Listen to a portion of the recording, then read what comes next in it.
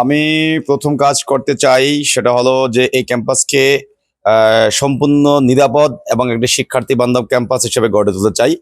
পাশাপাশি এই ক্যাম্পাস থেকে আমরা সকল প্রকার যে দলীয় লেজভিত্তিক রাজনীতির চর্চা অতীতে ছিল সেই চর্চাগুলো বন্ধ করতে চাই।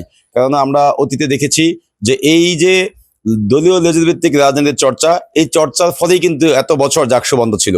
তো এটা যদি আমরা বন্ধ করতে পারি তাহলে শিক্ষার্থীরা বা অন্যান্য ছাত্র সংগঠন যারা আছে তারা কিন্তু শিক্ষার্থী বান্ধব কাজ করবে এবং শিক্ষার্থীদের চাওয়া পাওয়াকে গুরুত্ব দিয়ে সবসময় শিক্ষার্থীদের কাছাকাছি থাকার চেষ্টা করবে।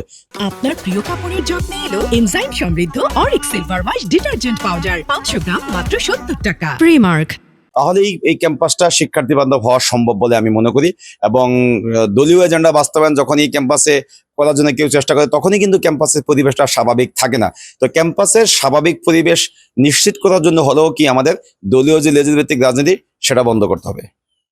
৩৩ বছর পর অনুষ্ঠিত দশম জাকসু নির্বাচনে শিক্ষার্থীরা আমাকে ভালোবেসে আমার প্রতি আস্থা রেখেছে এবং আমাকে বিপুল ভোটে তারা নির্বাচিত করেছে। এজন্য আমি প্রথমত জাহাঙ্গীরনগর বিশ্ববিদ্যালয়ের প্রিয় শিক্ষার্থী যারা আছেন তাদেরকে আমার ব্যক্তিগত পক্ষ থেকে আন্তরিক ধন্যবাদ এবং কৃতজ্ঞতা জ্ঞাপন করছি। আসলে সামনের যে সময়টা সেই সময়টা আমাদের জন্য খুব অনেক একটা চ্যালেঞ্জের সময়, কারণ আমরা আসলে যেই উদ্দেশ্য নিয়ে এই পদে নির্বাচিত হয়েছি বা শিক্ষার্থীদের যেই আস্থা আমার উপর রেখেছেন, আমরা সবচেয়ে বড় চ্যালেঞ্জ হলো তাদের সেই আস্থার প্রতিদানটি ফিরিয়ে দেওয়া। সামনের সময়টা আসলে অনেক জটিল একটা সময়। আমরা দেখেছি যে অনেকগুলো প্যানেল তারা নির্বাচন থেকে সরে দাঁড়িয়েছেন এবং অনেকে হয়তো পরাজিত হয়েছেন।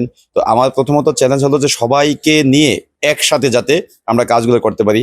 এজন্য যারা হয়তো পরাজিত হয়েছেন বা আসলে নির্বাচনকে বিভিন্ন প্রশ্নবিদ্ধ করে যারা হয়তো নির্বাচন থেকে সরে দাঁড়িয়েছেন, সবাইকে নিয়ে একসাথে আমি কাজ করব। এবং আরেকটা বিষয় হলো যে এককভাবে কিন্তু কোনো প্যানেল থেকে সবাই নির্বাচিত হয়নি। এখানে একাধিক প্যানেল থেকে নির্বাচিত হয়েছে এবং একটা প্যানেল থেকে সংখ্যাগরিষ্ঠ পদ এসেছে। তো এই বিষয়গুলো নিয়ে একসাথে করে কাজ করা একটা বড় চ্যালেঞ্জ হিসেবে আমাদের সামনে আছে। তারপরেও আমি বিশ্বাস করি যারা নির্বাচিত হয়েছে সকলে কিন্তু একটাই উদ্দেশ্য, হলো শিক্ষার্থীদের অধিকার নিয়ে কাজ করা বা শিক্ষার্থীদের চাওয়া পাওয়াকে গুরুত্ব দিয়ে কাজ করে যাওয়া। তো তাদের উদ্দেশ্য এবং আমার উদ্দেশ্য যেহেতু সেম উদ্দেশ্যই, অর্থাৎ শিক্ষার্থীদের বান্ধব কাজগুলো করা। তো আমি মনে করি আমাদের এই কাজ করতে গিয়ে কোনো সমস্যার সম্মুখীন হব না। এবং প্রশাসন বা অন্যান্য যারা আছেন সকলেই যার যার জায়গা থেকে যদি আমাদের সহযোগিতা করেন তাহলে আমরা আমাদের যে কমিটমেন্টের ভিত্তিতে এখানে এসেছি আমরা সেই কমিটমেন্টগুলো রাখতে পারবো।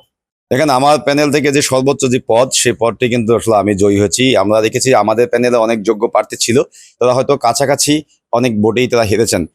ইসলামী ছাত্র শিবির সমর্থিত যে এই প্যানেল সেখানে দেখে যায় তারা অনেক বেশি পদ পেয়েছেন। আমরা দেখেছি প্রচুর সংখ্যক স্বতন্ত্র যে প্রার্থী আছে তারা এক পদে যে একাধিক স্বতন্ত্র প্রার্থী ছিল। তো সেখানে আসলে মূলত তারা কাছাকাছি ভোট পেয়ে হেরে যাওয়ার জন্য এটি বড় একটি কারণ ছিল। কারণ ইসলামী ছাত্র শিবির তাদের নিজস্ব একটি ভোট ব্যাংক আছে। তারা হয়তো এই সমস্ত পদে তারা সেই ভোটগুলো দেওয়ার চেষ্টা করেছে, কিন্তু স্বতন্ত্র বা শিক্ষার্থীদের সাধারণ শিক্ষার্থীদের যে ভোট সেটি কিন্তু কি স্বতন্ত্রদের মধ্যে ভাগাভাগি হয়ে গেছে। তো এটা আসলে একটা কৌশলগত ভুল ছিল স্বতন্ত্রদের জন্য।